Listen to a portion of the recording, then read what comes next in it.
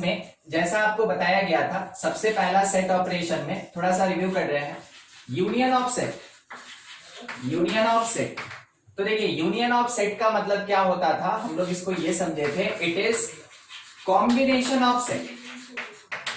Combination of set कहने का मतलब क्या हुआ कि मल्टीपल सेट को अगर एक साथ कंबाइंड कर दिया जाए, जब उसको कंबाइंड करेंगे हम लोग तो यूनियन ऑफ सेट मिलेगा।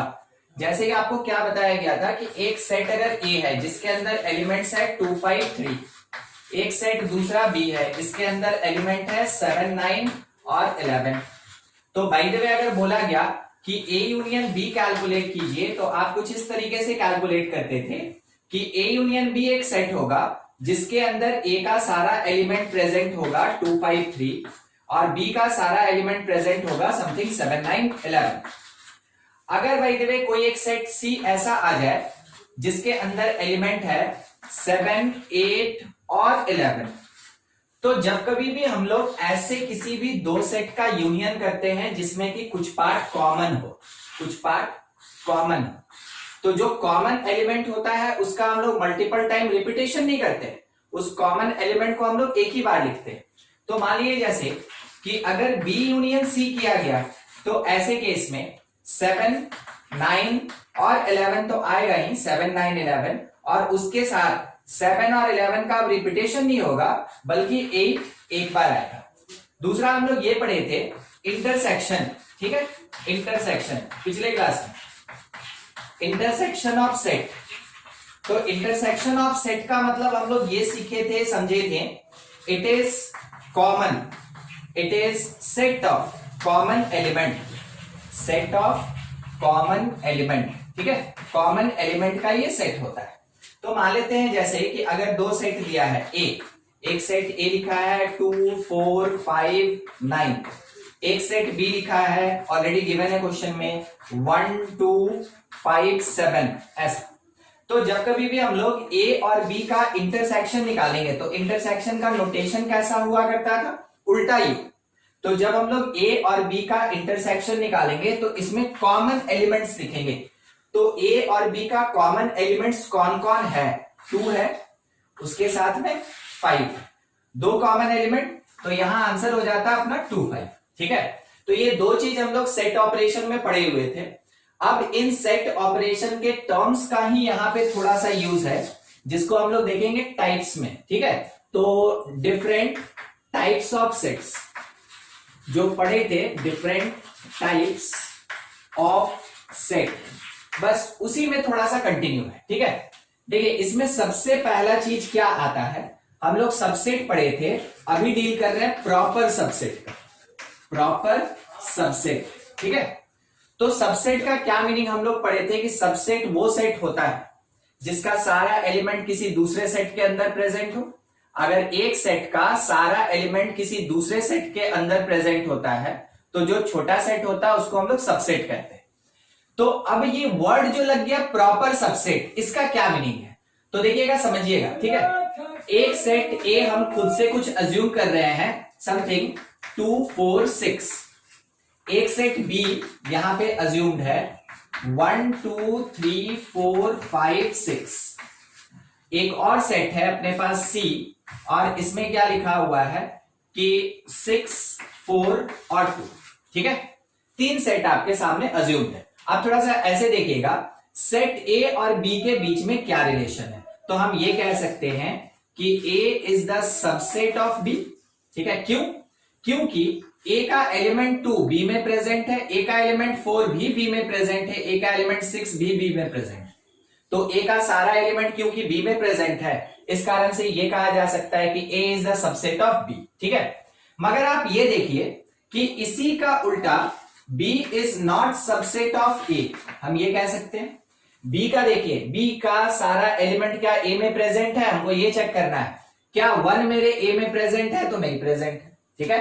तो A is the subset of B but B not subset A. वैसे केस में जब ये दोनों स्टेटमेंट एक साथ एग्जिस्ट करता है, वैसे केस में ये डिक्लेयर किया जाता है A is proper subset, A is proper subset of B, proper subset of B, ठीक है। जब कभी भी किसी एक सेट का सारा एलिमेंट दूसरे सेट में प्रेजेंट हो मगर दूसरे सेट का सारा एलिमेंट पहले सेट में नहीं प्रेजेंट हो, तो जो छोटा सेट होता है उसको प्रॉपर सबसेट कहा जाता है। नोटेशन क्या एग्जिस्ट करेगा, तो इसमें ऐसा नोटेशन एग्जिस्ट करता है। क्या पढ़ेंगे इसको हम लोग, A is the proper subset of B। अब थोड़ा एक बार आप कंपेयर करके देख ले, आपको एक चीज पता चलेगा, छोटा है इक्वल है तो सबसेट, केवल छोटा है उससे कम एलिमेंट कंटेन कर रहा है तो proper subset. It is the notation for proper subset, इसी को हम लोग प्रॉपर सबसेट कहते हैं। ठीक है, तो प्रॉपर सबसेट कब, जब एक सेट का सारा एलिमेंट दूसरे सेट में प्रेजेंट हो मगर दूसरे सेट का सारा एलिमेंट पहले सेट में नहीं प्रेजेंट हो, तो जो छोटा सेट होता है जिसके अंदर कम एलिमेंट होता है उसको हम लोग प्रॉपर सबसेट कहते हैं। अब थोड़ा सा कंफ्यूज होने वाला एक चीज है, आपके क्वेश्चन में ये दिया रहेगा ना, तो आप ए को बी का सबसेट भी कह सकते हैं और ए को बी का प्रॉपर सबसेट भी कह सकते हैं। ए को सेट बी का आप सबसेट भी कह सकते हैं क्योंकि उसका सारा एलिमेंट प्रेजेंट है, और ए को आप बी का प्रॉपर सबसेट भी कह सकते हैं। तो दोनों में से कौन सही आंसर होगा, जब तक आपके क्वेश्चन में ये प्रॉपर सबसेट वर्ड कहीं मेंशन नहीं होगा या फिर ये नोटेशन कहीं मेंशन नहीं होगा, तब तक आप प्रॉपर सबसेट का कॉन्सेप्ट नहीं लगाते। उस टाइम में आप केवल किसका कॉन्सेप्ट लगाएंगे, जनरल चीज सबसेट का कॉन्सेप्ट लगाएंगे। ठीक है, फिर से एक बार ध्यान से सुनिएगा, अगर आपके क्वेश्चन या ऑप्शन में कहीं पे भी प्रॉपर सबसेट वर्ड मेंशन नहीं है या फिर प्रॉपर सबसेट का नोटेशन कहीं मेंशन नहीं है, तो आप प्रॉपर सबसेट का कॉन्सेप्ट नहीं लगाते हैं। तो उस जगह पे क्या कॉन्सेप्ट लगाते हैं, वहां पे हम लोग सबसेट का कॉन्सेप्ट लगाते हैं। यानी कि सबसेट एक जनरल चीज है और उसका स्पेशल कंडीशन होता है प्रॉपर सबसेट। ठीक है, अब यहां पे एक बात और थोड़ा ध्यान से देखिएगा, A is the subset of C। देखिए A सेट 2 4 6, C सेट 6 4 2, यहां पे A is the subset of C। और थोड़ा सोच के देखिए, क्या C भी सबसेट है A का, 6 प्रेजेंट 4 प्रेजेंट 2 प्रेजेंट, तो आप ये कह सकते हैं कि C is the subset of A। ठीक है, A और C दोनों एक दूसरे का क्या है, सबसेट हो रहा है। A और C दोनों एक दूसरे का सबसेट हो रहा है। वैसे केस में आप ये कहते हैं कि A is equals to C, तो यहां प्रॉपर सबसेट का कोई केस ही नहीं आएगा। जब कभी भी एक सेट दूसरे सेट का सबसेट हो और दूसरा सेट भी पहले सेट का सबसेट हो, तो दोनों सेट आपस में क्या होता है, इक्वल सेट होता है। और हम आपको ये चीज पहले भी बताएंगे। ठीक है, तो प्रॉपर सबसेट से रिलेटेड अगर कोई भी डाउट है तो आप हमसे पूछ लीजिए। बाकी ये तो पिछले क्लास का था, थोड़ा इस टर्म को यूज करना है, इस कारण से हम इसका रिव्यू देते हैं। ठीक है, तो आप इसको एक बार नोट कर ले, क्लिक कर ले, फिर आगे बढ़े जाए। देखिए एक एग्जांपल के लिए क्वेश्चन, ए सेट मेरे पास दिया है 2 5 3, बी सेट अपने पास प्रोवाइडेड है -1 0 और 1, और इसके साथ में 5 3 और 2 भी। ठीक है, तो आप लिखने के तरीके से समझ गए होंगे, A is the proper subset of B। A जो है वो B का प्रॉपर सबसेट है। क्यों, क्योंकि A का सारा एलिमेंट B के अंदर प्रेजेंट है मगर B का सारा एलिमेंट A के अंदर प्रेजेंट नहीं है। ठीक है, फिर से एक बार, all elements of set A present in set B। ठीक है, but all element of set B does not present in set A। वैसे केस में अपना डिक्लेरेशन क्या होता है, A is proper subset, A is proper subset of B, proper subset of B। ठीक है, ये मिल गया हम लोग को। अब इसी में देखिएगा, अगर हम A इंटरसेक्शन B बोले, A इंटरसेक्शन B, तो A और B का कॉमन पार्ट क्या होगा वो निकालना होगा। तो देखिए A और B दोनों सेट का कॉमन पार्ट, तो कॉमन पार्ट क्या होगा, 2 5 3 2 5 3।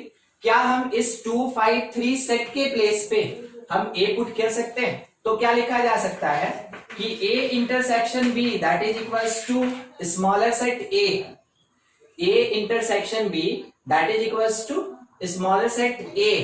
कब, when A is proper subset of B। जब कभी भी कोई सेट दूसरे सेट का प्रॉपर सबसेट होगा तो दोनों सेट का जो कॉमन पार्ट होगा, दोनों सेट का जो इंटरसेक्शन होगा वो सेट ए के बराबर होगा। ठीक है, तो यहां पे हम इफ देन का केस लगा दे रहे हैं। ठीक है, अगर कभी भी A intersection B set A के बराबर है, इसका मतलब क्या हुआ, A is the proper subset of B होता है। ठीक है, इसी स्टेटमेंट को आप रिवर्स भी कह सकते हैं। ये आपके पास एक कंक्लूजन हो गया, मतलब मान लीजिए आपका ये एक फॉर्मूला हो गया, एक रिजल्ट हो गया। इसी बात को थोड़ा सा उल्टा बोला जाए कि if A is the proper subset of B then A intersection B किसके इक्वल होगा, तो जो छोटा सेट होगा उसके इक्वल होगा। तो ए इंटरसेक्शन बी किसके इक्वल होगा, सेट ए के इक्वल हो जाएगा। ठीक है, अच्छा इसी चीज को एक बार और देखिएगा। अगर हम इन्हीं से, इन दोनों सेट से ए यूनियन बी कैलकुलेट करें, ए यूनियन बी, तो सिंपल कैलकुलेशन करना है। ए यूनियन बी का मतलब ए और बी आपस में कंबाइंड हो जाएगा। तो कंबाइंड होके क्या प्रोवाइड करेगा हमको, 253 देगा, 253 देगा, उसके साथ में -101 देगा, -101 देगा, जैसा पढ़े थे हम तो। ठीक है, क्योंकि फिर से 5 का रिपीटेशन नहीं होगा, 3 का रिपीटेशन नहीं होगा, 2 का रिपीटेशन नहीं होगा। तो ए यूनियन बी मिला। अब देखिए ये जो ए यूनियन बी मिला, थोड़ा ध्यान से, ए यूनियन बी मिला, आपको ये कौन से सेट की तरह दिख रहा है, ए सेट की तरह या बी सेट की तरह? माइक ऑन करके आंसर देने की कोशिश कीजिए। बी सेट की तरह ये दिख रहा है। ठीक है, ये जो सेट है ये बी सेट की तरह दिख रहा है। मीन्स हम ये लिख सकते हैं कि A union B according to this condition किसके इक्वल, सेट बी के इक्वल हो रहा है। अब कंडीशन बनाइए, समझने का कोशिश कीजिएगा। ठीक है, कहीं दिक्कत होगा तुरंत पूछिएगा। अब कंडीशन बनाइए, क्या कंडीशन, कि if A union B is equals to B, इसका मतलब क्या हो गया कि A is the proper subset of B. बोलिए स्टेटमेंट सही है कि गलत है? क्या आपको ये बात समझ में आया जो अभी बोला गया? ठीक है, ए यूनियन बी अगर कभी भी बी के बराबर होता है तो यूनियन में रिजल्ट बड़े सेट के बराबर होता है, यूनियन में रिजल्ट बड़े सेट के बराबर होगा। और इसका मतलब हुआ कि ए छोटा सेट निकला और बी बड़ा सेट निकला, तो मेरे पास डिक्लेरेशन क्या मिला कि A is proper subset, A is proper subset of B. ठीक है, तो जैसे बोले कि A is proper subset of B, इसका मतलब है कि ए कैसा है, छोटा सेट है, और बी कैसा है, ये बड़ा सेट। ठीक है, आपको ये चीज समझना चाहिए। तो यूनियन और इंटरसेक्शन रिलेटेड हुआ किसके साथ, प्रॉपर सबसेट के साथ। तो हम आपसे एक क्वेश्चन पूछ रहे हैं, आप आंसर दीजिएगा। ठीक है, माइक ऑन करके अपना रखिए, आंसर दीजिएगा। If A proper subset B, ठीक है, तो हमको क्या चाहिए कि बी इंटरसेक्शन ए किसके इक्वल, आंसर दीजिए कुछ। ए, जब भी इंटरसेक्शन होता है मतलब कॉमन चाहिए, और कॉमन में आंसर कौन होता है, जो छोटा होता है, यानी ए मिलेगा। और बी यूनियन ए क्या मिलेगा हमको, बी यूनियन ए। देखिए यूनियन, यूनियन, ठीक है, यूनियन अगर है तो बी बड़ा सेट, ए छोटा सेट। अगर बड़े और छोटे सेट का यूनियन करते हैं तो रिजल्ट क्या मिलता है हमको, बड़ा सेट। तो आंसर क्या मिलेगा, बी। ये जो कंडीशन है ना, ये जो कंडीशन आपको दे रहा है प्रॉपर सबसेट का, ये आपको बस इतना जानकारी दे रहा है, इतना इंफॉर्मेशन दे रहा है कि ए इज स्मॉलर सेट। ठीक है, ये छोटा सेट है, और जो यहां पे सेट बी है इट इज बिगर सेट, ये बड़ा सेट है। ठीक है, और जब कभी भी ऐसा होगा तो ध्यान रखिएगा, इंटरसेक्शन में हमेशा स्मॉलर सेट आंसर होता है। ठीक है, और जो यूनियन होता है उस टाइम में बिगर सेट आंसर होता है। ठीक है, जो बड़ा होगा वो यूनियन का आंसर होगा, जो छोटा होगा वो इंटरसेक्शन का आंसर होगा। आपको बस इसी बात पे थोड़ा ध्यान रखना है, और कौन बड़ा कौन छोटा ये डिसीजन आप यहां से लेते हैं। ठीक है, कि ए प्रॉपर सबसेट बी तो ए छोटा होगा और बी बड़ा होगा। चलिए ठीक है, फिर से एक बार। और दूसरा एक और चीज, आप में से कोई कोई इस बात को लेके घबरा गया होगा कि सर ए यूनियन बी बताए हैं और पूछ दिए हैं बी यूनियन ए। ठीक है, तो ए यूनियन बी हमेशा बी यूनियन ए के इक्वल होता है। चेक करते हैं, देखिएगा A union B union A के इक्वल होता है, ये हमको प्रूव करने के लिए बोला गया। ए भी दिया गया 259, बी दिया गया दैट इज इक्वल्स टू 317, ऐसा, ठीक है, 259 और 317। अब बोला गया कि LHS, तो LHS में हम क्या निकाल रहे हैं, ए यूनियन बी निकाल रहे हैं। तो ए यूनियन बी में 259 आएगा, 259, और उसके साथ बी का एलिमेंट 317 आएगा, ठीक है, 259 और 317 आएगा। RHS का अगर कैलकुलेशन करना है तो इसका मतलब है बी यूनियन ए कैलकुलेट करना है। तो बी यूनियन ए के लिए बी का एलिमेंट लिख लिए 317 और उसके साथ ए का एलिमेंट लिख लिए 259, 259। अब एक बार आप चेक करें क्या A union B union A के इक्वल है, चेक किया जाए। 2 प्रेजेंट, 5 प्रेजेंट, 9 भी प्रेजेंट, 3 प्रेजेंट, 1 प्रेजेंट है और 7 प्रेजेंट, सारा एलिमेंट मिल गया। तो आप ये कह सकते हैं कि यहाँ पे ए यूनियन बी जो है वो किसके इक्वल है, बी यूनियन ए। ये तो आपके पास जब यूनियन पढ़ाया गया था उस टाइम में भी ये डील हुआ था, ठीक है। ए यूनियन बी किसके इक्वल, बी यूनियन ए। हम आपके सामने चेक करके दिखा दिए। अब ऐसा ऐसा स्टेटमेंट आपके क्वेश्चन में रहेगा, ऐसा ऐसा स्टेटमेंट आपके क्वेश्चन में रहेगा, आपको वहां पे समझना होगा।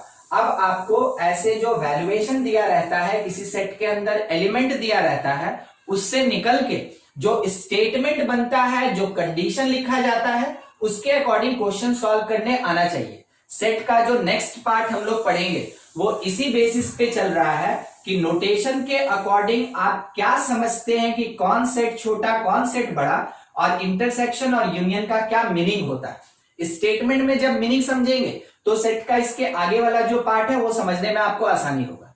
तो देख लीजिए बोर्ड पे कोई भी पार्ट ऐसा जिसमें आपको कुछ डाउट है तो पूछ लीजिए, नहीं तो आप इसका स्क्रीनशॉट ले लें, आगे बढ़ा जाए। देखिए नेक्स्ट पार्ट प्रॉपर देख लिए। नेक्स्ट जो अपने पास टाइप है, ठीक है, टाइप्स ऑफ सेट में ये बात कर रहे हैं, वो है पावर सेट। पावर सेट, तो ये पावर सेट क्या होता है, पावर सेट इट इज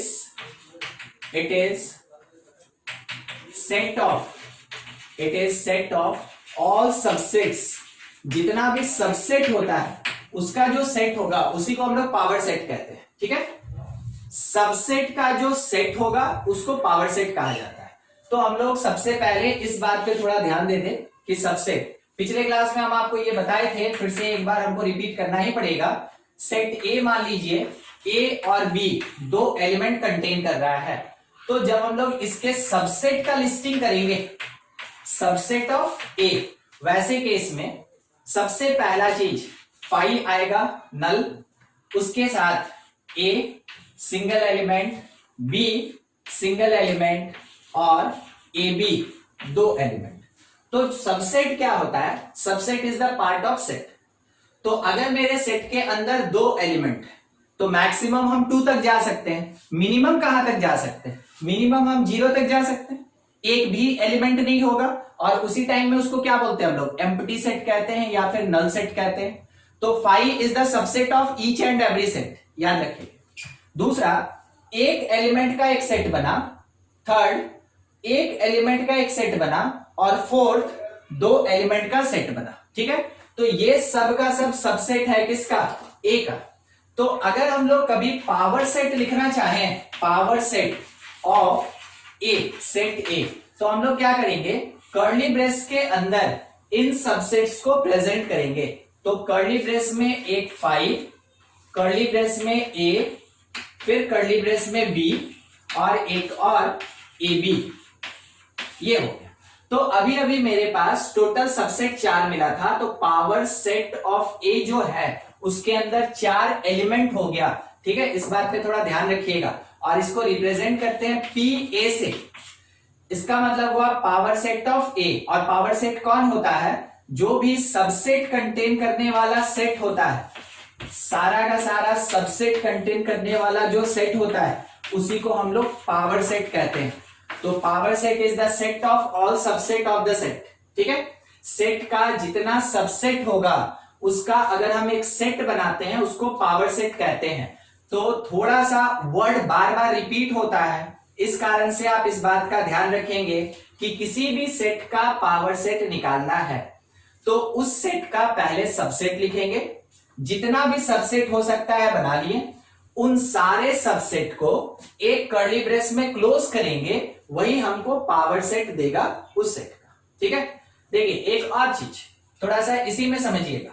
मान लेते हैं कि नंबर ऑफ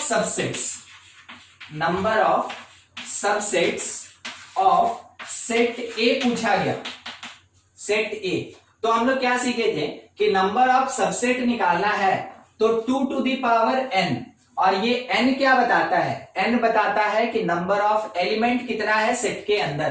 तो देखिए सेट के अंदर कितना एलिमेंट प्रेजेंट है, 2।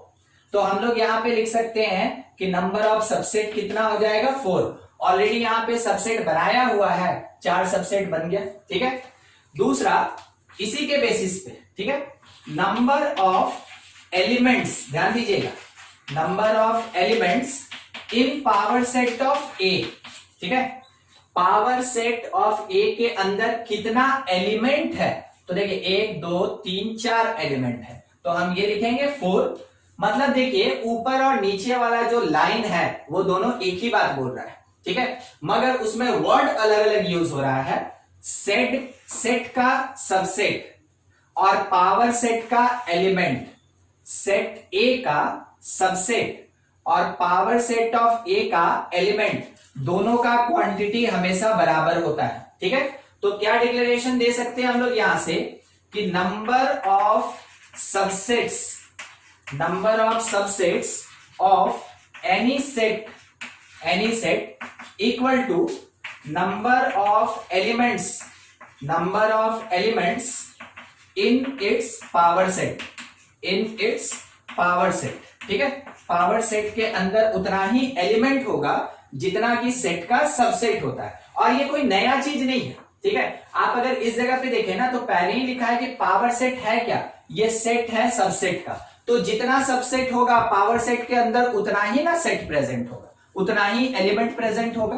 तो बिल्कुल जितना किसी सेट का सबसेट का क्वांटिटी होता है पावर सेट के अंदर उतना ही एलिमेंट होता है। ठीक है, मान लीजिए जैसे एक एग्जांपल के लिए हम ऐसा क्वेश्चन ले लें कि find number of elements in power set of 5। ठीक है, कितनी बार, 3 बार। 5 का पावर सेट, उसका पावर सेट और उसका भी पावर सेट, इसके अंदर कितना एलिमेंट होगा हमको ये बताना है। ठीक है, तो जब भी ऐसा क्वेश्चन होता है ना 1 2 3, स्टार्टिंग हमेशा हम लोग राइट से करते हैं, राइट से लेफ्ट की तरफ आएंगे। ठीक है, यानी सबसे पहला काम किसका होगा, ये जो पावर सेट ऑफ 5 लिखा हुआ है उसका होगा। तो हम लोग ये कह सकते हैं उसी में कि पावर सेट ऑफ 5, इसका मतलब हुआ कि 5 के सबसेट का एक सेट, तो 5 का सबसेट 5 ही होगा और उसको कर्ली ब्रेस में डाल दिए, तो उसका पावर सेट बन गया। सबसेट को कर्ली ब्रेस में डाल देंगे, पावर सेट बन जाएगा। एक स्टेप खत्म। अब इसका पावर सेट चाहिए। ठीक है, तो पावर सेट ऑफ 5, यानी कि ये जो मेरे पास सेट है इसका सबसेट, तो एक 5 होगा और एक कर्ली ब्रेस में 5 होगा और ये दोनों प्रेजेंट। ठीक है, अगला तीसरी बार हम पावर सेट लगाने जा रहे हैं। अभी मेरे पास कितना एलिमेंट है, 2 एलिमेंट है। अभी मेरे पास 2 एलिमेंट है, तो अगर 2 एलिमेंट है तो उस टाइम में number of element in power set कितना होता है, 4, यानी कि अब 4 मिलेगा हमको। ठीक है, ध्यान दीजिएगा, पावर सेट ऑफ 5। ठीक है, तीसरा वाला पावर सेट अप्लाई कर रहा है। तो सबसे पहले 2 एलिमेंट में से मेरा पहला सबसेट हमेशा 5 होता है, 5।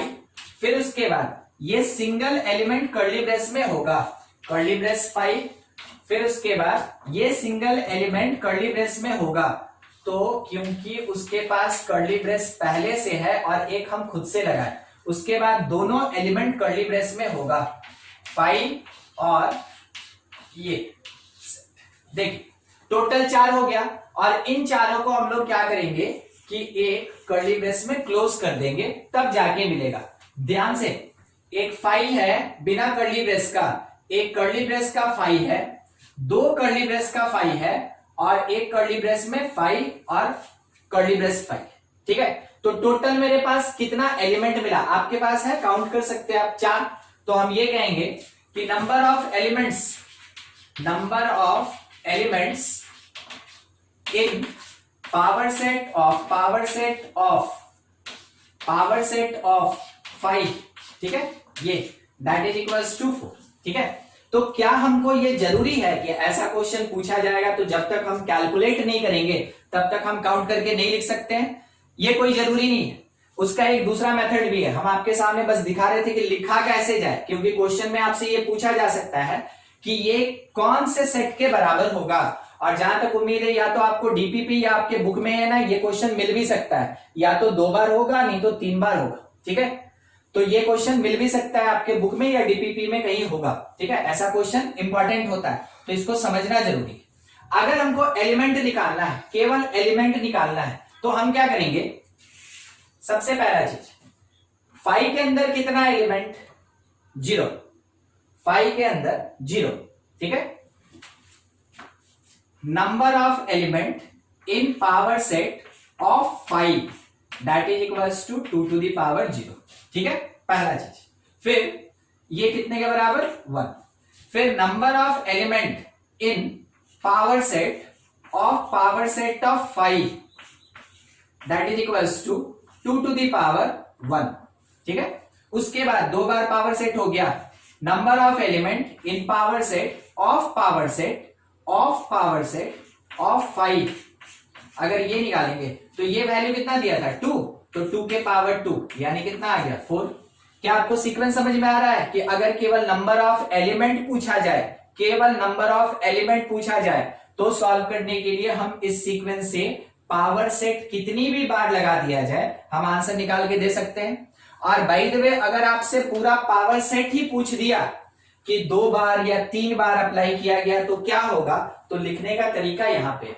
किसी को अगर किसी भी स्टेप में डाउट है पूछ लीजिए, पावर सेट से रिलेटेड थ्योरेटिकल क्वेश्चन आता है। ठीक है, एक तो आप इसको नोट कर, हाँ बोलिए।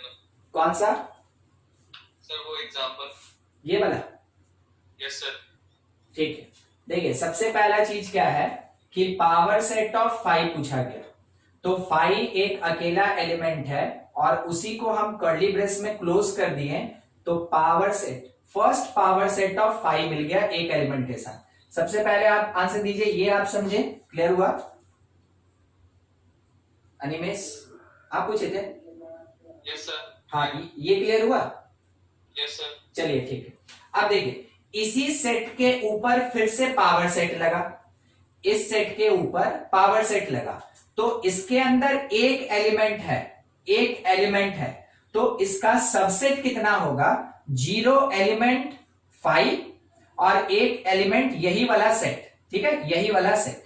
तो देखिए हम यहां पे लिखे थे ना कि 2 to the power 1 that is equals to 2, क्योंकि इसके अंदर एक एलिमेंट है तो इसका सबसेट कितना होगा? 2 सबसेट होगा, 2 सबसेट, तो उसको कर्ली ब्रेस में क्लोज किए तो 2 बार पावर सेट लग गया। ठीक है, क्या आप ये स्टेटमेंट समझ गए?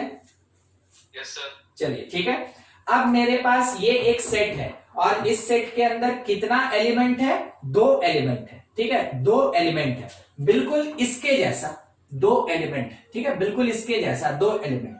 तो जब उन 2 एलिमेंट का फिर से पावर सेट लिखेंगे तो पहला सबसेट होगा 5 विथ 0 एलिमेंट, फिर इस 5 का एक सेट बनाए, ये कर्ली ब्रेस 5 का एक और सेट बना, और बाद में इन दोनों को मिला के एक और सेट बना, यानी 0 एलिमेंट 1 एलिमेंट और यहां पे 2 एलिमेंट एट अ टाइम।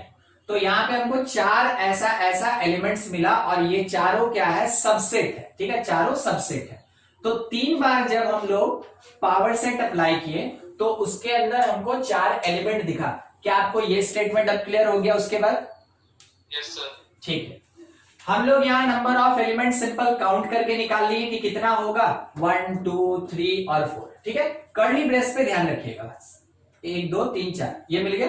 अब हम बोले क्या, ऐसा कोई क्वेश्चन दिया रहेगा, ऐसा कोई क्वेश्चन दिया रहेगा तो उसका फाइनल रिजल्ट लिखने का तरीका ये हुआ जैसे आपको बताया गया, ठीक है। अगर क्वेश्चन में केवल पूछे ओनली नंबर ऑफ एलिमेंट, केवल नंबर ऑफ एलिमेंट से रिलेटेड क्वेश्चन हो, पूरा का पूरा सेट नहीं चाहिए, तो उसको शॉर्ट में बनाने का क्या तरीका होता है, फाइव का मतलब होता है उसके अंदर एक भी एलिमेंट नहीं है, पिछले क्लास में बताए थे नल सेट कहते हैं उसको, ठीक है। इसके अंदर एक भी एलिमेंट नहीं है, तो एक भी एलिमेंट नहीं है मतलब 2 का पावर 0, देखिए यहां 0, ये सॉल्व करके 1। एक बार फिर से पावर सेट अप्लाई करेंगे तो ये 2 का पावर 1, इसके अंदर एक एलिमेंट था, फिर पावर सेट अप्लाई करेंगे तो 2 का पावर 2, क्योंकि इसके अंदर 2 एलिमेंट था, ठीक है। इस सीक्वेंस में आगे बढ़ेंगे, थोड़ा सोच के आप में से जो आंसर दे सकता है वो दीजिएगा, ठीक है। क्वेश्चन ही है नंबर ऑफ एलिमेंट चाहिए, number of element in power set of power set of power set of power set of 5, कोई बता सकता है? कोशिश कीजिए बिल्कुल ऊपर वाले के जैसा। 8, ठीक है। देखिए क्या करना है आपको वो बता दे, ठीक है। क्या करना क्या है, एक लाइन के लिए, ठीक है, ऑब्जेक्टिव तरीके से 5 रहेगा तभी एप्लीकेबल है, ध्यान रखिएगा 5 रहेगा तभी एप्लीकेबल। एक बार पावर सेट 2 3 4, ठीक है। कितनी बार पावर सेट यहां दिखा आपको 4 टाइम्स, पावर सेट 4 टाइम्स, तो आप इसमें आंसर देंगे 2 to the power 4 minus 1, ठीक है। अब ये आंसर मेरे पास कितना हो जाएगा 2 to the power 3 मतलब 8 हो जाएगा, ठीक है। यहां देखिए कितनी बार पावर सेट लिखा था, 3 बार, तो यहां फाइनल आंसर मेरा 2 का पावर 2 आया। या तो आप सीक्वेंस से कैलकुलेट करें, नहीं तो एक लाइन में आंसर देना है तो आप ये लिख सकते हैं। मान लीजिए जैसे एक छोटा सा क्वेश्चन यहाँ पे है, ठीक है, उसी का प्रैक्टिस कर रहे हैं हम। यहाँ पे पी पावर सेट ऐसे करके 9 टाइम लिखा है, ठीक है, 9 टाइम्स लिखा है और उसके बाद 5 लिखा है। बताइए इसमें नंबर ऑफ एलिमेंट कितना होगा? 2 to the power 8, 2 to the power 8, एकदम सही। जितनी बार भी पावर सेट एप्लीकेबल हो 5 के ऊपर, आपको क्या करना है 2 के पावर में उससे 1 यूनिट लेस करना है। तो मेरे पास यहां 4 बार प्रेजेंट था तो 2 का पावर 3 आंसर आया। यहां हम बोले कि पावर सेट 9 टाइम्स प्रेजेंट है तो 2 to the power 8 आंसर होगा, और 2 to the power 8 256 होता है। ये आप मैथमेटिकली सॉल्व कर लेंगे, जो भी होता है, बस वो मेरा आंसर हो जाएगा।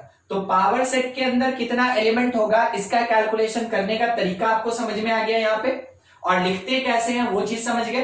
अब पूछिए, और किसी को कुछ डाउट है तो पूछ के खत्म कीजिए, नहीं तो आप इसका स्क्रीनशॉट ले लेंगे फिर आगे बढ़ा जाएगा। एक क्वेश्चन है आप लोग सॉल्व करेंगे, सेट ए जिसके अंदर एलिमेंट है एक्स और वाई, ठीक है, इसका पावर सेट क्या होगा, बस वो चीज आपको बताना है, ठीक है। और इसमें नंबर ऑफ एलिमेंट कितना होगा वो आपको बताना है, ठीक है। पावर सेट क्या होगा पूरा सेट के फॉर्म में, और उसमें नंबर ऑफ एलिमेंट कितना होगा वो बताना है। ट्राई कीजिए एक बार, सॉल्व कीजिए।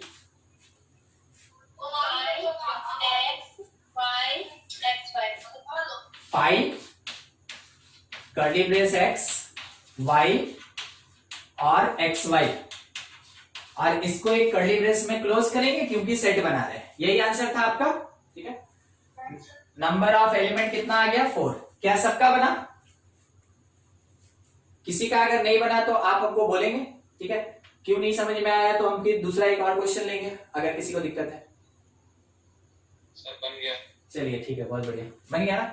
अब पावर सेट का कॉन्सेप्ट आप समझ गए, आज जो पढ़े पावर सेट आप समझ गए, प्रॉपर सबसेट, ठीक है। दो चीज ऐसा है जिसका कंडीशन जब लिखा रहेगा तभी आप सॉल्व करेंगे। अब आपको एक फॉर्मूला थोड़ा दे रहे हैं पावर सेट से रिलेटेड, ठीक है, कि if set contain n elements, set के अंदर अगर n एलिमेंट्स है तो वैसे केस में देन सबसे पहला चीज नंबर ऑफ सबसेट्स जो होता है that is equals to 2 to the power n। Total subset कितना होता है 2 टू द पावर n। दूसरा नंबर ऑफ प्रॉपर सबसेट जो होता है proper subset that is equals to 2 to the power n minus 1। ठीक है, नंबर ऑफ प्रॉपर सबसेट कितना होता है 2 to the power n minus 1। ये 1 क्यों सब्ट्रैक्ट किया गया, उसी सेट को सब्ट्रैक्ट किया गया, यानी उसके इक्वल नहीं हो सकता है। जैसे देखिए अगर हम इसका प्रॉपर सबसेट निकालें तो फाई प्रॉपर सबसेट है, एक्स प्रॉपर सबसेट है, वाई प्रॉपर सबसेट है। क्यों? क्योंकि ये सब का सब इससे छोटा है, इससे छोटा है। मगर जब हम इसका बात करेंगे एक्स वाई तो ये तो इसके इक्वल है, तो इक्वल वाला सेट हमको नहीं लेना है। इस कारण से एक एलिमेंट सब्ट्रैक्ट होता है प्रॉपर सबसेट के केस में। तो जितना भी सबसेट होगा उससे एक यूनिट कम होता है प्रॉपर सबसेट। ठीक है, अगला थर्ड है कि number of elements in power set. ठीक है, in power set that is equals to, अगर इसमें n है तो ये 2 टू द पावर n होगा। अगला देखिएगा number of elements in power set repeated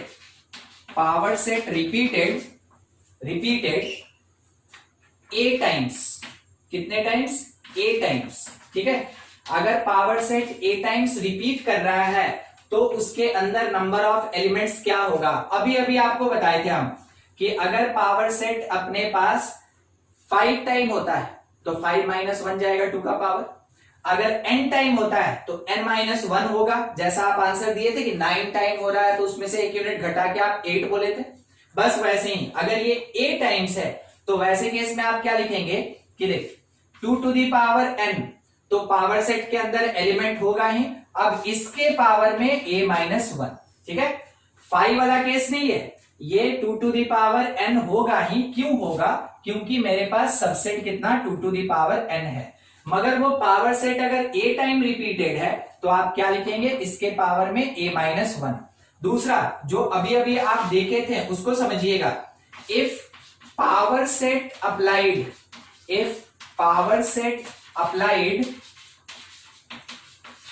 n times to null matrix, to null set, null set या एम्प्टी सेट के ऊपर अगर n times power set applied है तो वैसे केस में नंबर ऑफ एलिमेंट्स। तो अब आपको ये याद आया कि हम लोग जितना डिस्कशन 5 के लिए किए थे वही तो नल सेट कहलाता है। तो अब नल सेट वाला केस आया, ये जनरल है और ये नल सेट वाला केस आया, तो हम क्या आंसर दे सकते हैं 2 to the power n minus 1।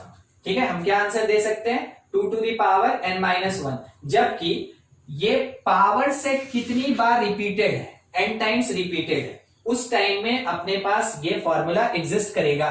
तो ये सारा का सारा फॉर्मूला हुआ related to proper subset and power set. इसमें से किसी भी पार्ट में कुछ डाउट है तो पूछ लीजिए। 5 पॉइंट लिखे।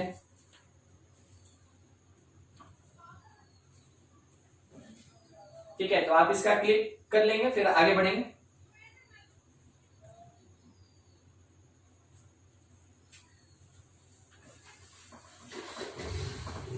ये जो नीचे में आपको अभी हम पॉइंट लिखा है ना फॉर्मूला की तरह, वो कंपटीशन के क्वेश्चन को बनाने में बहुत ज्यादा हेल्प करेगा आपको। ठीक है, स्कूल लेवल में ऐसा क्वेश्चन नहीं पूछा जाता है, स्कूल लेवल में ऐसा क्वेश्चन नहीं पूछा जाता है, ये कंपटीशन सेक्शन में ही पूछा जाता है। तो जब कभी भी कंपटीशन का कोई क्वेश्चन मिला, जैसे आपको डीपीपी में मिलेगा, ठीक है, आरडी शर्मा बुक के ऑब्जेक्टिव सेक्शन में मिलेगा, सब्जेक्टिव में नहीं मिलेगा, और आपको डीपीपी में मिलेगा, तो ये जो फॉर्मूला है ये आपके क्वेश्चन को तुरंत बनवाएगा, इसलिए हम लोग ऐसे लिस्टिंग करके रखते हैं। ठीक है, और वो आपको याद होना चाहिए। नेक्स्ट पार्ट पे डील कर रहे हैं इज यूनिवर्सल सेट। ठीक है, अब यूनिवर्सल सेट क्या होता है? It is largest possible set. ठीक है, it is largest possible set, यानी किसी एक क्वेश्चन में जो सबसे बड़ा सेट होगा उसी को हम लोग क्या बोलेंगे, यूनिवर्सल सेट। नाम से ही पता चल रहा है कि यूनिवर्सल मतलब बड़ा, तो जो सबसे बड़ा सेट होगा किसी भी क्वेश्चन में उसी को हम लोग यूनिवर्सल सेट बोलेंगे, ठीक है। दूसरा एक इसी में कंडीशन ये लिख रहे हैं, which contain each and every set, क्योंकि ये सबसे बड़ा है इस कारण से इसके अंदर जितना भी सेट होता है सब प्रेजेंट होगा। हर एक क्वेश्चन के लिए याद रखिएगा, हर एक क्वेश्चन के लिए अलग अलग यूनिवर्सल सेट होता है। एक ही सेट मल्टीपल क्वेश्चन का यूनिवर्सल सेट नहीं होता है। क्वेश्चन में खुद से मेंशन रहेगा कि कुछ x या u ये सब जो होता है ये यूनिवर्सल सेट होता है, तो आपको बता दिया जाएगा, ठीक है, आपको ये बता दिया जाएगा कि u is the universal set, या फिर x is the universal set, या फिर y is the universal set. ये आपके क्वेश्चन में बताया हुआ रहेगा, ठीक है, कि कौन यूनिवर्सल सेट है, ये आपके क्वेश्चन में बोला हुआ रहेगा। तो जो यूनिवर्सल होगा वो सबसे बड़ा हो गया। अब सबसे बड़ा हो गया मतलब हर एक सेट को अपने अंदर कंटेन कर रहा है। इसका क्या मीनिंग हुआ, हर एक सेट को अपने अंदर कंटेन कर रहा है, इसका क्या मीनिंग हुआ। देखिए मान लीजिए जैसे A एक सेट है 1 2 3 कंटेन कर रहा है, B एक सेट है 3 4 5 कंटेन कर रहा है, C एक सेट है जो 4 5 6 7 कंटेन कर रहा है, और U एक सेट है जिसमें 1 2 3 से लेके 10 तक सब है, ठीक है। अब देखिए A B C और U, आप ही देख के डिसाइड कीजिए कौन यूनिवर्सल सेट।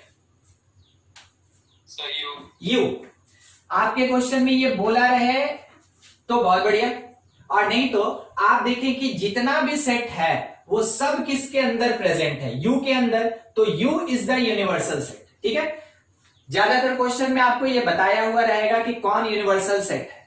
अगर नहीं भी बताया तो अब आप एबल हैं कि आप खुद से डिसाइड कर लें कि हाँ भाई कौन सा यूनिवर्सल सेट होगा, जिसके अंदर हर एक सेट का एलिमेंट प्रेजेंट होगा वही मेरा यूनिवर्सल सेट होगा, ठीक है। इतना चीज हुआ। अब थोड़ा सा कंक्लूजन पे ध्यान देते चलिएगा। अगर हम A और U का यूनियन करते हैं तो आंसर क्या मिलेगा, A और U का यूनियन करते हैं तो आंसर क्या मिलेगा, 1 2 3 4 से लेके 10 तक पूरा मिलेगा, ठीक है ना। 1 2 3 तो प्रेजेंट है ही, और उसके बाद इसके बाद जितना भी एलिमेंट बच गया सब आएगा। यानी हम ये कह सकते हैं कि अगर A और U का यूनियन करें तो U आंसर होगा, ठीक है। दूसरा आंसर देने का कोशिश कीजिएगा, यहां 4 सेट लिखा है, A इंटरसेक्शन U कोई बताएगा, A इंटरसेक्शन यूनिवर्सल क्या होगा,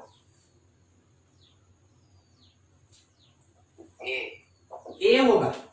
A और यूनिवर्सल का कॉमन पार्ट, तो 1 2 3 इसमें भी प्रेजेंट, 1 2 3 इसमें भी प्रेजेंट, तो हम क्या बोलेंगे, रुकिए, अगर आप में से किसी को कोई कंफ्यूजन हो रहा है तो हम क्या करते हैं ना कि हम इसको पूरा लिख देते हैं, नहीं तो आप लोग में से अगर कोई आंसर नहीं दे पाएगा तो अच्छी बात नहीं है ना।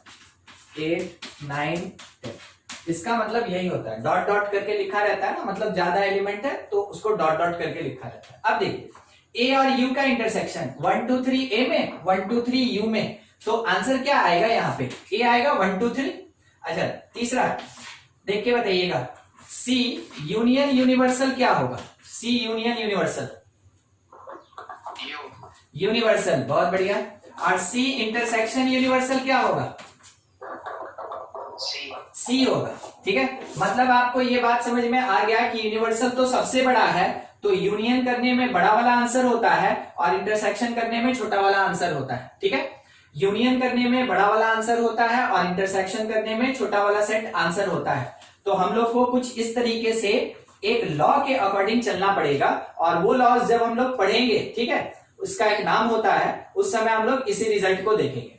मान लीजिए आपके पास देखिए अब थ्योरेटिकल क्वेश्चन, इस रिजल्ट का यूज कैसे होता है वो समझिएगा। एक थ्योरेटिकल क्वेश्चन क्या दिया है, if x is universal set, if x is universal set and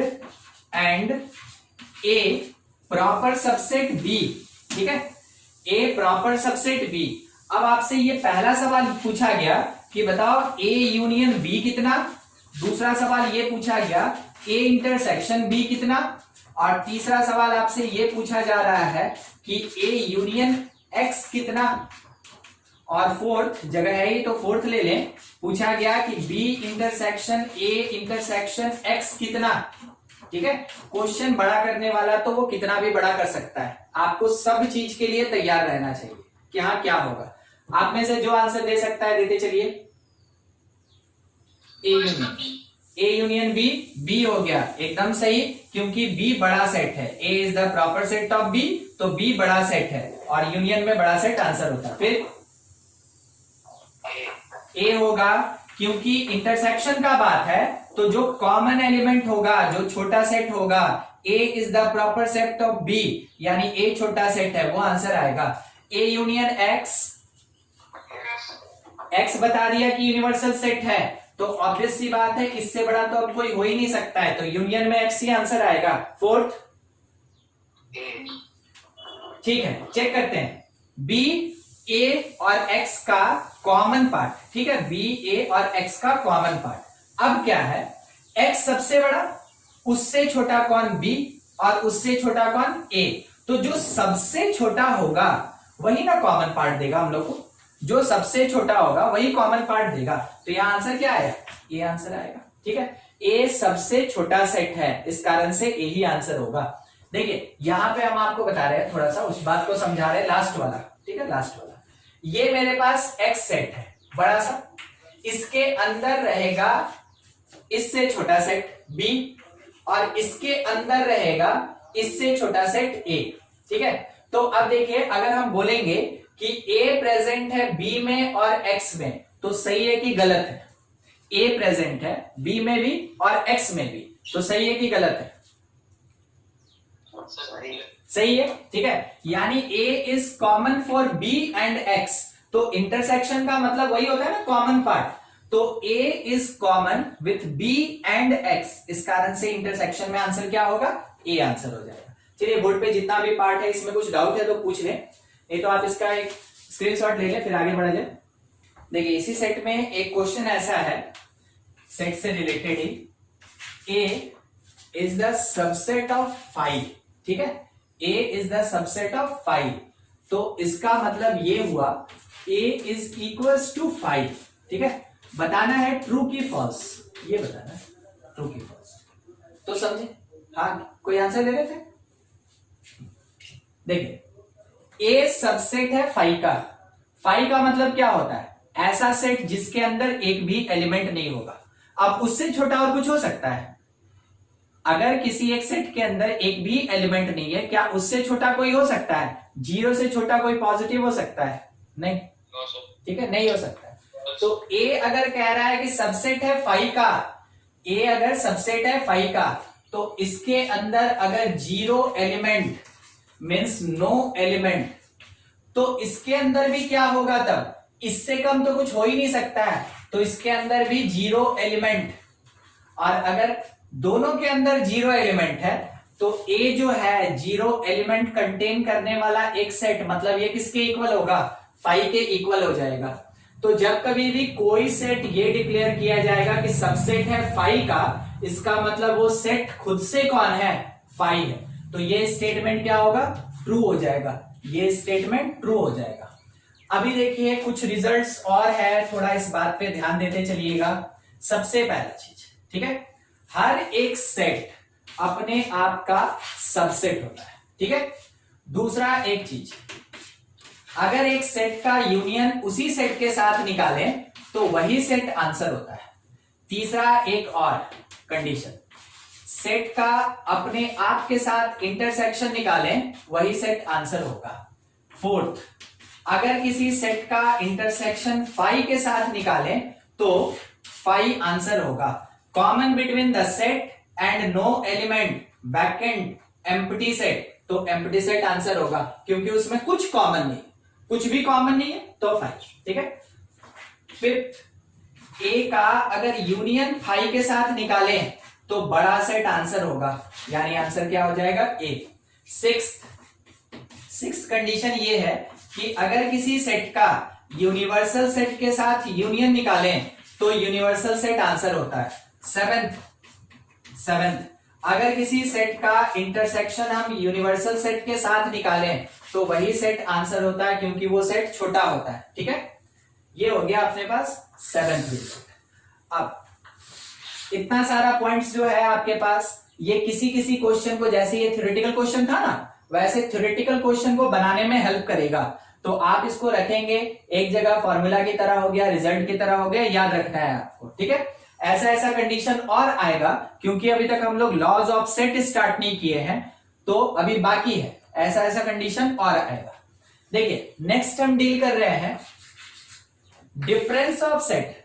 अच्छा, थोड़ा आपसे एक चीज पूछ लें, पिछले क्लास में हम लोग यूनियन और इंटरसेक्शन पढ़े थे, बस इतना ही हुआ था। ठीक है, जो ऑपरेशन ऑफ सेट पढ़ रहे थे और उसके अलावा टाइप्स पढ़े थे, तो उसी में हम लोग अब आगे कंटिन्यू कर रहे हैं सेट ऑपरेशन में difference of set. Difference of set, इसी को आप ऐसे कह सकते हैं कि it is the subtraction of set. ठीक है, सेट का सब्सट्रैक्शन हो रहा है। अगर इसमें लिखा हुआ है a माइनस बी, तो इसका मीनिंग क्या होता है? a माइनस बी, इसका मीनिंग है elements of set A not present in set B. ठीक है, सेट ए का सारा एलिमेंट जो बी के अंदर प्रेजेंट नहीं है, उसी को हम लोग a माइनस बी में लिखेंगे। ठीक है, मीनिंग क्या हुआ? मान लीजिए जैसे a एक सेट है, ठीक है, 1 2 3 4, बी एक सेट है, क्या क्या है, 2 और 4। ठीक, कहा गया a माइनस बी निकालिए, तो हम लोग क्या करेंगे कि a का सारा एलिमेंट 1 2 3 4 लिख दिए, और इसमें से माइनस कर रहे हैं किसको? हम लोग बी को माइनस कर रहे हैं। तो माइनस कर रहे हैं तो ऑब्वियस सी बात है, ये जो कॉमन एलिमेंट होगा वो तो कट जाएगा। ठीक है, तो बचा क्या मेरे पास बचा a माइनस बी में केवल कौन 1 और 3। ठीक है, तो a माइनस बी का मतलब ये हो गया कि a का वो एलिमेंट जो b के अंदर प्रेजेंट नहीं है। देखिए b में 2 और 4 है, 1 3 तो है ही नहीं, वो मेरा a माइनस बी का आंसर होगा। ठीक है, अब इसी चीज को कुछ इस तरीके से एक और समझिएगा कि a कोई सेट है 1 2 3 4 5, b एक सेट है। ठीक है, क्या लिखा है 2 3 5 7। तो जब हम a माइनस बी निकालेंगे, a माइनस बी, तो क्या हुआ कि जो कॉमन पार्ट था वो कट गया, तो बचा कौन 1 और 4। a माइनस बी में a का एलिमेंट लिखेंगे, कौन कॉमन नहीं है, a माइनस बी में से कौन कॉमन नहीं है, 1 और 4। तो a माइनस बी में आंसर क्या आया 1 4। जब हम b माइनस a निकालेंगे तो वैसे केस में b का एलिमेंट लिखेंगे जो a में प्रेजेंट नहीं है, तो b का एलिमेंट 2 a में प्रेजेंट है, 3 भी प्रेजेंट है, 5 भी प्रेजेंट है, कौन है जो नहीं प्रेजेंट है 7। तो b माइनस a कितना आया अपने पास 7। तो आप ये समझे a माइनस बी का मतलब a का एलिमेंट जो b में प्रेजेंट नहीं है, b माइनस a का मतलब b का एलिमेंट जो a में प्रेजेंट नहीं है। ठीक है, इसी चीज को अगर हम लोग चाहें तो एक दूसरे तरीके से भी लिख सकते हैं, समझिएगा। अगर कभी भी a माइनस बी बोला गया, ठीक है, a माइनस बी, तो आप इसको ऐसे दिखा सकते हैं a minus a intersection b, ठीक है, दिख रहा है आपको? a माइनस बी को a minus a intersection b भी कह सकते हैं। मतलब क्या हो गया, सेट a में से जो कॉमन पार्ट है a और b का, उसको हटा दिया गया। b माइनस a को तब क्या लिख सकते हैं हम, b minus a intersection b। ठीक है, a इंटरसेक्शन b। तो जब भी a माइनस रहा तो a में से कॉमन पार्ट हटाएं, b माइनस रहा तो उसमें b में से कॉमन पार्ट हटाएं। ठीक है, एक क्वेश्चन ले रहे हैं एग्जांपल के लिए, आंसर दीजिएगा। a कोई सेट है 2 4 6 8, b कोई एक सेट है 1469। ठीक है, बोलिए a माइनस बी क्या आंसर आप दीजिए, a माइनस बी।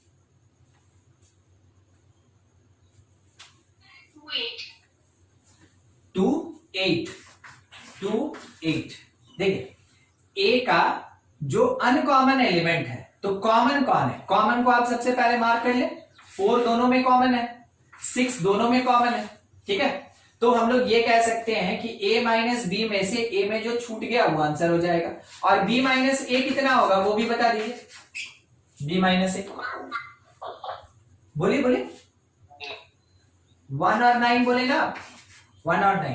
ठीक है, ये आंसर होगा। चलिए देखिए इतना पार्ट, अगर किसी को कुछ समझने में डाउट दिक्कत है तो पूछ ले एक बार, नहीं तो हम यहाँ क्वेश्चन लिख रहे हैं, आप इसका है ना स्क्रीनशॉट ले लेंगे, नोट कर लेंगे और आप इस क्वेश्चन को सॉल्व करेंगे। थोड़ा ए सेट क्या दिया हुआ है, 2 4 6 8 10। बी सेट मेरे पास दिया हुआ है 2 0 6 10 14। ठीक है, हमको चाहिए a minus B union b minus A. आपको यूनियन तो पता ही है, a माइनस बी निकाल लीजिए, b माइनस ए निकाल लीजिए, दोनों का यूनियन कर दीजिए। चलिए बनाइए इसको और बोर्ड का नोट कर लेंगे।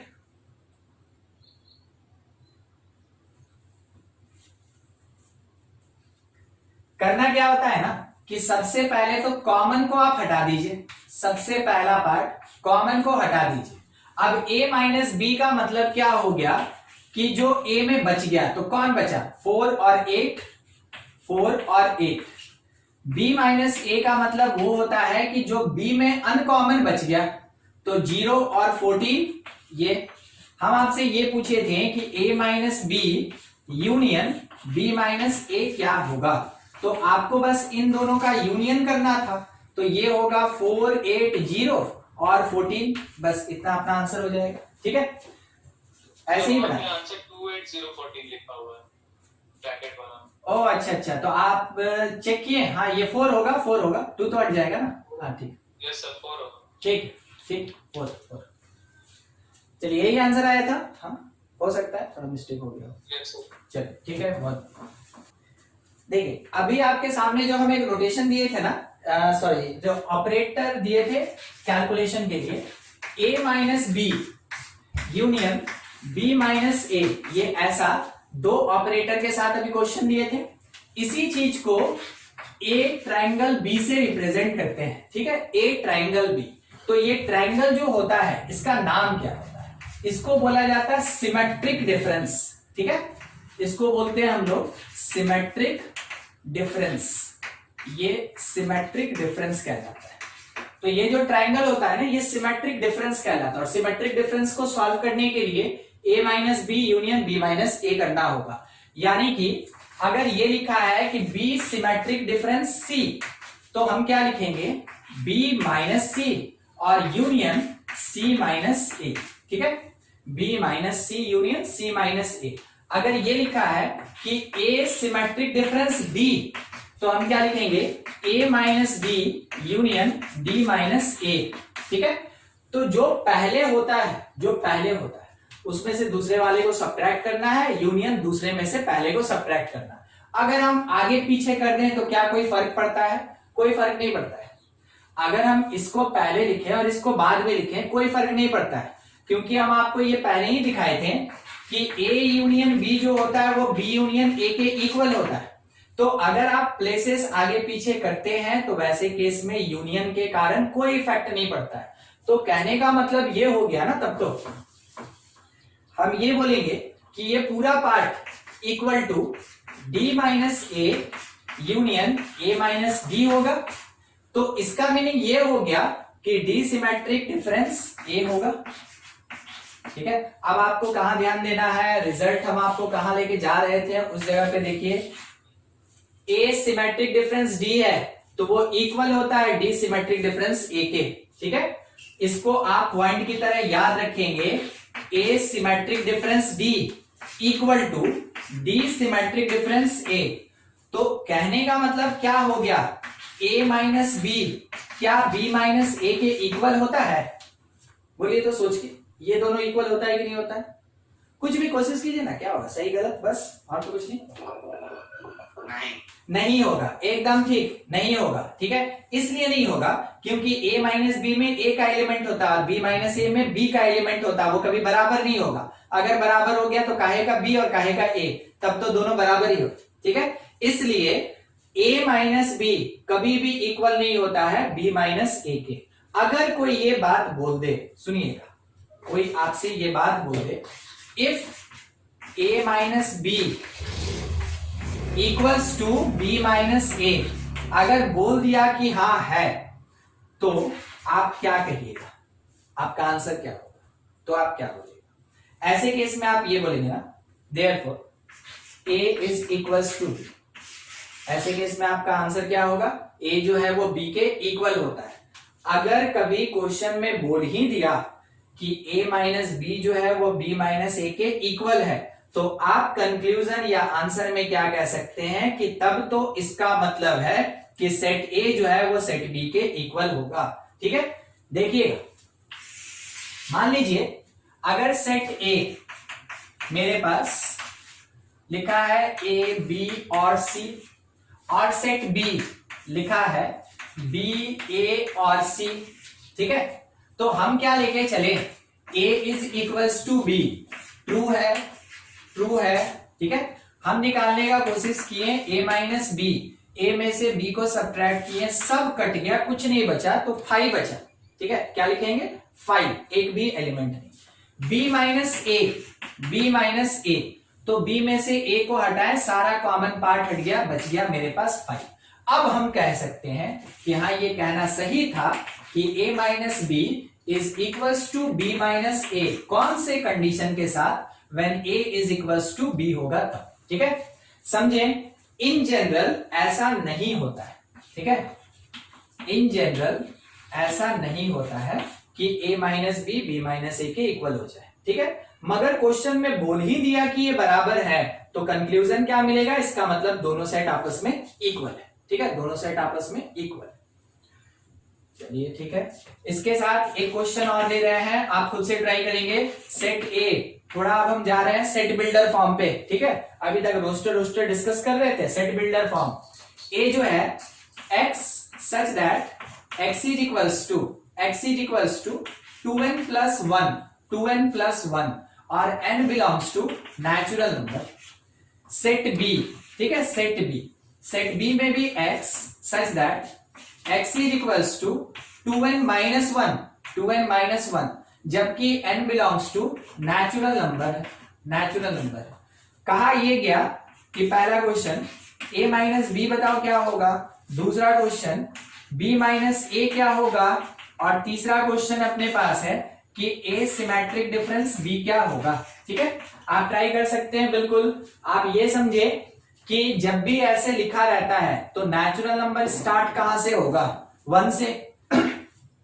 जब आप n के जगह 1 पुट करेंगे तो 3, 5, 7, 9, 11, 13, 15 ये सब नंबर आएगा। यहां पे भी जब आप 1 पुट करेंगे तो 1, 3, 5, 7, 9, ज्यादा नहीं लिखना है, ये तो इंफिनिटी तक जाएगा ना। आप 4, 5 एलिमेंट लिखिए, उसके बाद डॉट डॉट करके छोड़ दीजिए। आप इस सेट बिल्डर को रोस्टर में कन्वर्ट कीजिए, 4, 5 एलिमेंट लिखिए, डॉट डॉट करके छोड़ दीजिए, और उसके बाद इसका कैलकुलेशन कीजिए, देखिए आपका आंसर आएगा। ठीक है, बताइए हमको क्या आंसर आ रहा है, बाकी बोर्ड का नोट कर लेंगे फिर। देखिए, सबसे पहला मेरे पास जो सेट है, पहला काम मेरा जो सेट है ए में क्या बोला गया था ना कि n नेचुरल नंबर होना चाहिए, तो 1 से स्टार्ट करेंगे। जैसे यहां 1 पुट कीजिएगा तो पहला नंबर आपको 3 मिलेगा। बस स्टार्टिंग पॉइंट ही है जो आपको सब डिसाइड कराएगा। इसके बाद आपका ये ऑड चलता जाएगा, रहने दीजिए। फिर सेट बी, ठीक है, सेट बी में जब आप n नेचुरल नंबर है तो स्टार्टिंग नेचुरल नंबर 1 पुट करेंगे तो स्टार्टिंग होगा 1 से, x का वैल्यू 1 आएगा, यानी 1 आएगा, 3, 5, 7, 9 एंड सो ऑन। एंड आप डिफाइन नहीं कर सकते हैं क्योंकि वो इंफिनिटी तक जाएगा। अब इसी के बेसिस पे आपको पहला क्वेश्चन जो सॉल्व करना था कि आप a माइनस बी बोले, तो a माइनस बी, तो आप देखिए 3, 5, 7, 9 जो भी नंबर है वो सब यहां से यहां प्रेजेंट है, कट गया। ठीक है, कुछ भी नहीं बचा, ए के पास कुछ भी नहीं बचा, तो आप यहां आंसर दे सकते हैं 5। दूसरा, जब आप बी माइनस ए किए ना, तो उल्टा करके देखिए, 3 से लेके बाकी पार्ट तो यहां तक कट जाएगा, ठीक है, मगर बच जाएगा बी के पास कौन, 1। तो अगर 1 बच गया तो ये कर्ली ब्रेस में 1 इसका आंसर बी माइनस ए। और जब आप तीसरा काम किए ए सिमेट्रिक डिफरेंस बी, तो आप लिखेंगे A minus B union B minus A, और आपके पास a माइनस बी है 5 और इसका यूनियन b माइनस ए 1 के साथ कर रहे हैं, तो ये मिलके आपको वही सेट 1 देगा, ठीक है। तो ये आंसर आया, फर्स्ट वाले का 5, सेकंड वाले का 1 और थर्ड वाले का भी 1 हो जाएगा, ठीक है। तो ये था a माइनस बी। एक क्वेश्चन और कर लीजिए फिर खत्म किया जाए। सेट a मेरे पास क्या दिया हुआ है, x such that x cube minus 2x square plus x minus 2, ठीक है, ये इक्वल टू 0। उसके बाद b एक सेट दिया हुआ है x such that X square minus 5x plus 6 is equals to 0। क्या चाहिए वो बता दें, a सिमेट्रिक डिफरेंस b चाहिए कि क्या होगा, ठीक है। X cube minus 2x square plus x minus 2 ये है, और दूसरा अपने पास ये था x square minus 5x plus 6। तो दोनों का जो रूट्स होगा ना, दोनों का, ये क्यूबिक इक्वेशन है और ये स्क्वायर है, क्यूबिक और क्वाड्रेटिक, दोनों का जो रूट्स होगा, ठीक है, रूट्स ही यहाँ पे आंसर होगा। तो जो रूट्स है आप बस उसको निकालें, रूट्स को जब आप यहां पुट करेंगे तो रोस्टर फॉर्म में ए भी एक्सप्रेस होगा और बी भी रोस्टर फॉर्म में होगा। जब ए और बी रोस्टर फॉर्म में आ जाएगा तब आप कुछ इस तरीके से कैलकुलेशन करेंगे। देखिए सॉल्व करके, जिससे वो पाता है कीजिए आराम से।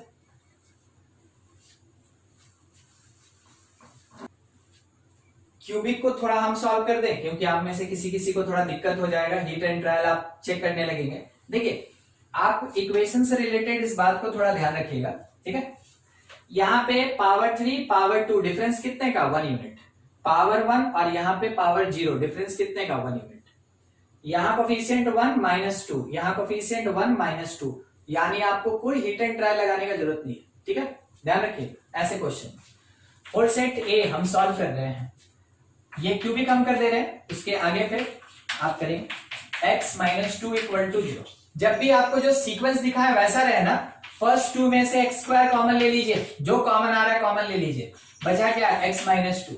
अब इन दोनों में से आप क्या कॉमन ले सकते हैं, 1, बचा क्या, x minus 2 is equals to 0। आप इसको एक साथ लिखें, X square plus 1 x minus 2 is equals to 0।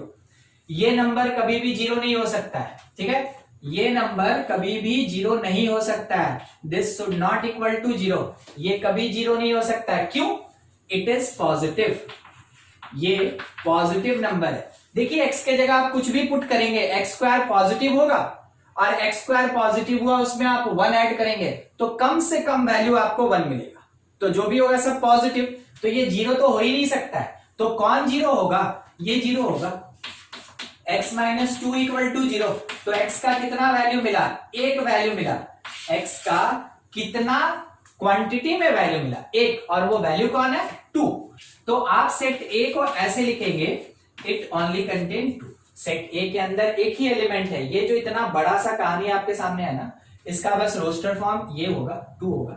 B किसी का आया, 3 और 2 ना, 3 और 2, यस सर, ठीक है, बी का 3 और 2 आएगा, एकदम सही। मिडिल स्प्लिट कीजिए, -3 -2 में, और 2 रूट्स आएगा, 3 और 2 या 2 और 3।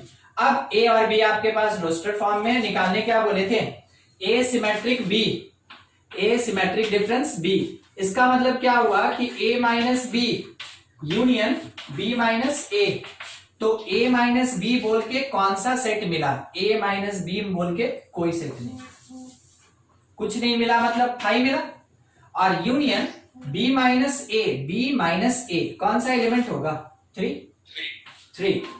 और जब इसका हम यूनियन करेंगे तो फाइनल आंसर 3, यही आया था। चलिए बहुत बढ़िया, ठीक है, हो गया। किसी को कुछ डाउट है तो पूछ लें आप इसमें से।